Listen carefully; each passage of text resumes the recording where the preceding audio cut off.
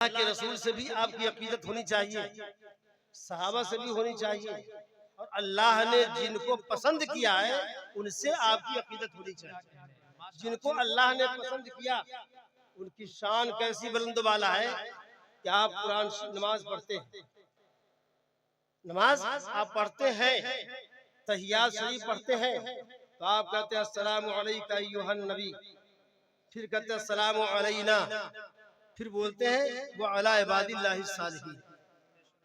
जिनसे अकीदत रखने का हुक्म दिया गया ये सालिहीन खुदा बंदे कुदूस को इतने पसंद हैं कि नमाज तो खुदा के लिए पढ़ी जाती है, इबादत खुदा की जाती है, सर खुदा के लिए झुकाया जाता है, लेकिन खुदा बंदे कुदूस ने लाल फरमाया है लोगों, अगर तुम चाहते हो कि तेरी नमाज मकबूल हो जाए, तुम खुदा तक पहुंच जाओ, पहले मेरे सालिहीन बंदों पर सलाम भेजो, उनके सदक़े में तुम्हारी नमाज मकबूल।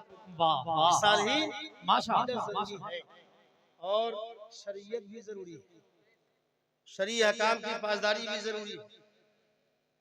ये शरीयत की पासदारी है, देखिए जो कर रहे हैं सब देखते हैं आज मुसलमान तबाह क्यों है। शरीयत ये असल है, बगैर शरीयत के इंसान इंसान नहीं रहता। शरीयत क्या है? अल्लाह के रसूल सल्लल्लाहु अलैहि वसल्लम ने जो आपको दीन दिया